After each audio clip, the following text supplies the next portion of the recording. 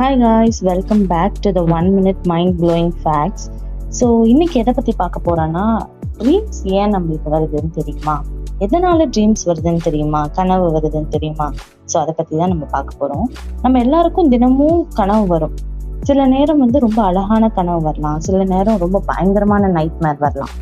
ஆனா நாம தூங்கும்போது ஏன் ட்ரீம் வருதுன்னு தெரியுமா? சயின்டிஸ்ட் சொல்றது படி நம்ம பாடி தூங்கினாலும் நம்ம பிரெயின் மட்டும் முழுசா தூங்காது. அது தொடர்ந்து வேலை பார்த்துக்கிட்டே தான் இருக்கும். நாள் முழுக்க நம்ம பார்த்த விஷயங்கள், நம்ம ஃபீலிங்ஸ், நம்ம ஸ்ட்ரெஸ், நம்ம நினைவுகள், இது எல்லாமே பிரெயின்ல ஒரு ஃபைல் மாதிரியா அரேஞ்ச் ஆகும். அந்த ப்ராசஸ் நடக்கும்போது தான் ட்ரீம்ஸ் உருவாக ஆரம்பிக்கும்.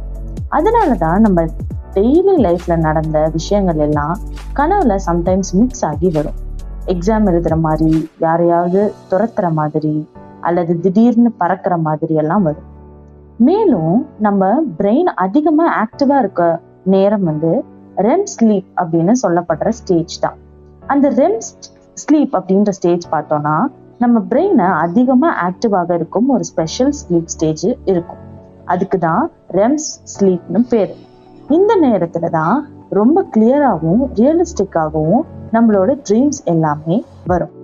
அந்த நேரத்துல தான் ரொம்ப கிளியரான ட்ரீம்ஸ் வரும்னு சொன்ன மாதிரி, சில ட்ரீம்ஸ் நம்ம ஸ்ட்ரெஸ் காரணமா வரலாம், சில ட்ரீம்ஸ் நம்ம ஆசைகள் காரணமா வரலாம், சில ட்ரீம்ஸ் நம்ம ஏதாவது ஒரு விஷயத்த தொடர்ந்து நினைச்சிட்டே இருக்கிறதுனாலையும் வரலாம். ஆனா சில ட்ரீம்க்கு ரீசன் இன்னும் சயின்டிஸ்டுக்குமே ஃபுல்லா தெரியல. சிம்பிளா சொன்னா, நம்ம பாடி ரெஸ்ட் எடுத்தாலும் நம்ம பிரெயின் இன்னும் வேலை பார்த்துக்கிட்டே தான் இருக்கும். அதுதான் ட்ரீம்ஸ். தேங்க்யூ.